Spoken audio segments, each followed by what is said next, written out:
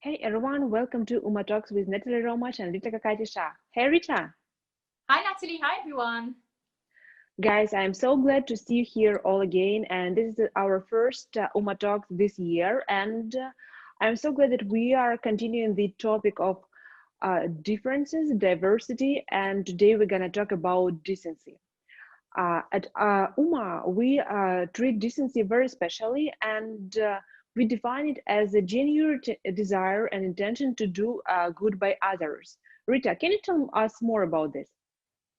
Sure, yeah. So decency is one of my favorite topics because it really shows a genuine desire through kindness, through honesty, and through integrity of really wanting to do something right by those around you. This can apply in the workplace, this can apply at home. It's really a situation for all circumstances.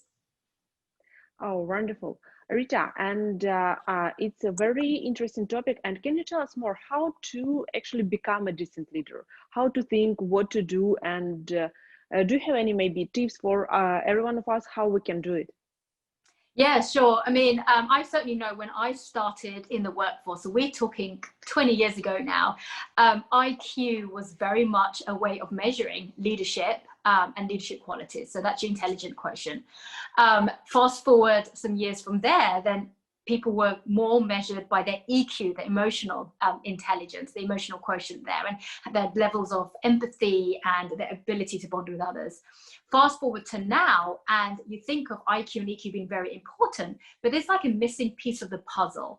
And that I like to define as the DQ, the decency quotient, which is really the genuine desire to really do right by your team members. So it's not just wanting to do something just to kind of get good results in the team or to help with workplace culture. It's genuinely you really care about those team members.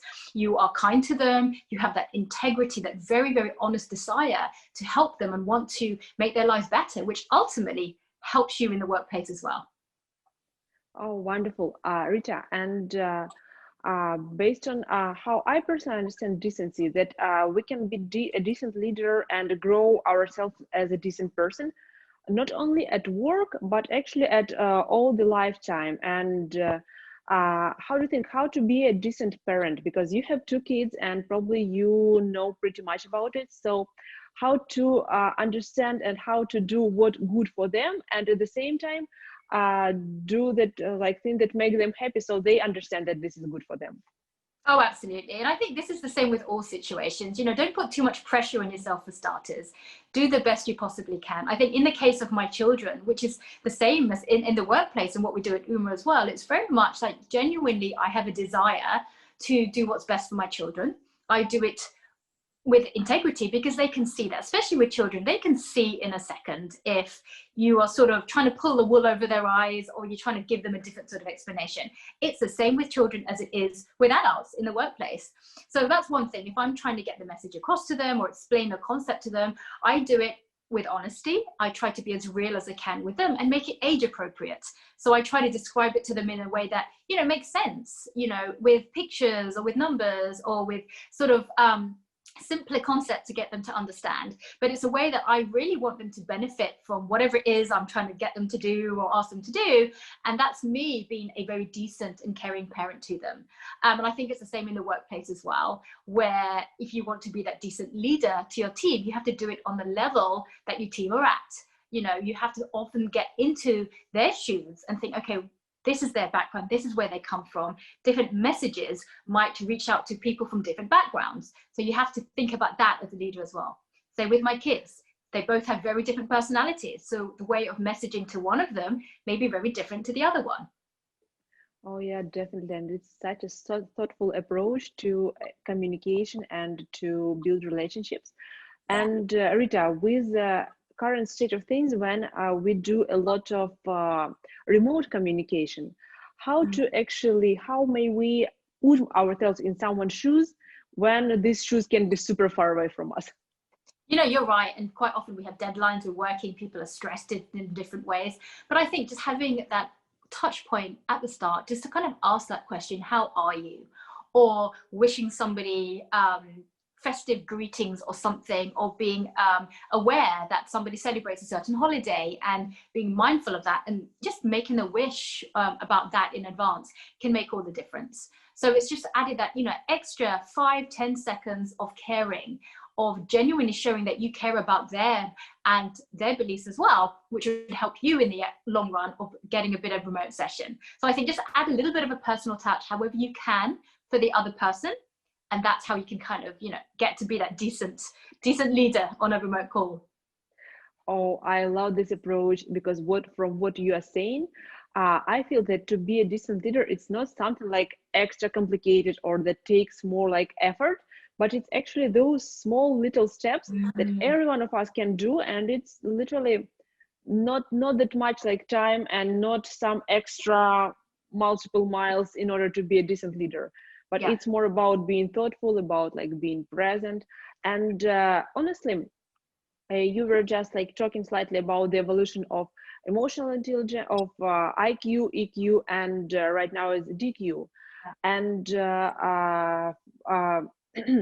in EQ, we talk a lot about empathy, about building like emotional connection, and IQ, it's just being genuinely like smart and educated person. And how do you think how DQ actually builds up on those two qualities, and why do you think that these IQ, EQ, and DQ are the literally the best formula for a company to grow a better culture? Yeah, you know, that's a great question. That is what we define as that magic formula for companies. So I think, you know, when people think of DQ, it's not just a standalone. If you think of IQ, it's not just a standalone. EQ for a long time was thought of being more of a standalone. The way we define it in UMA, the way I like to think of it, that you need all three pieces together, and that's your success story right there. So DQ is the added piece. It's your measurement of how genuine is your desire to do right by others, and it's the genuine part that's really the magic word, Natalie, that I would like to share with everybody. Because so many times, you know, for example, you might get a card or a greeting from your manager or a colleague or something, but sometimes there are times you think, oh wow, that's such a sweet message, I love that, wow, that was really thoughtful. Other times you have that feeling that, oh, I know they didn't even do it, it was just an auto send, or it's come from a mailing list, and you get that feeling. So that's really that difference we're talking about. You know, the higher your DQ quotient, the higher that ability to connect with somebody, to communicate with them, even remotely, even digitally, but it has to look genuine. And that's really that magic piece of the formula. Oh yeah, that definitely, like, it's super easy to feel, is it like fake or is it real? And like you said, it's the small things that count, the small step. You don't have to go out there and do too much all at once. It's just one little thing that you can do that's genuine, that's caring, and that can make all the difference. Yeah, and you know, it reminds me personally about kind of hospitality approach. When you come to the good place, you literally feel it in every touch point, in like literally everything, from the smile of the waiter to the how dishes are served to how they talk to you.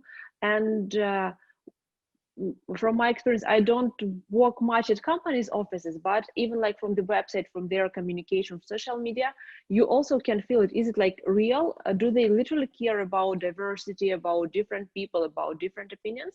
Or just like an image that we should say it just because everyone else is doing this? Yeah, that's so true, Natalie. And this is the thing, unfortunately, there are a lot of cases out there that people do seem to still be checking boxes just for the sake of looking like they're diverse and embracing differences. What we're trying to do is push that further to make it a genuine, and showing people how to do that, because people want to a lot of the times. It's not that people don't care, they just don't know how to sometimes. Yeah. Some people naturally are more people, you know, leaders, others aren't. So we're just given small steps to do that. Yeah, and you know, from my previous experience, uh, especially like because I'm Ukrainian, and in Ukraine we have a little bit different culture, and people are not super open at the early beginning. Like here in US, it's more like you're just a little like private, and you become more open the better you know someone else. And from this point, it was for me, it literally feels that just like a bit weird. All right, if I like don't know this person like much, and I know, for example, that you're Indian and you may celebrate some Indian holidays, and then other of my people, they are Jewish and some are Muslim, and they are like from different cultures. but it literally was a big puzzle for me how Mm. to greet them and how to do it in a proper way. And it's not like uh, just like, hey, I know that you have this kind of like label, so here is like something for you, but how to make it like from my inner heart. Oh, And I think that some other people may just like literally don't know how to do it in appropriate way. yeah. You know, I think great point, because we are so multicultural right now. There are so many people from different walks of life. And the other thing, you don't want to just assume that somebody comes or appears to be from a certain background and just greet them that way. I always say, just ask. Or when you Oh meet someone yeah. for the first time, I said, you know what, I come from, you know, Ukraine, or for me, I come from the UK, but I have Assamese origin. And, you know, in the UK, this is how people greet each other. But in Assam, this is how people greet each other. Where are you from? How would you like to be greeted? You know, it's things like that. So it doesn't look like you're just randomly asking a question that people might think that you're kind of stepping on their toes a little bit. Yeah, definitely. This is for me when we started actually doing Uma Talks, these little Yeah. communication things, it became such a big insight and literally made my personal life much more happier and much more interesting. And now I know much more and about like people around me. So Yeah. guys, I literally just step back, think about very little, the simplest things ever that you can do and try it. And please reach out back to us and share your experience with becoming a decent leader. Yes. And I'm so great that this is our first Uma Talks about this year, because you know what, guys?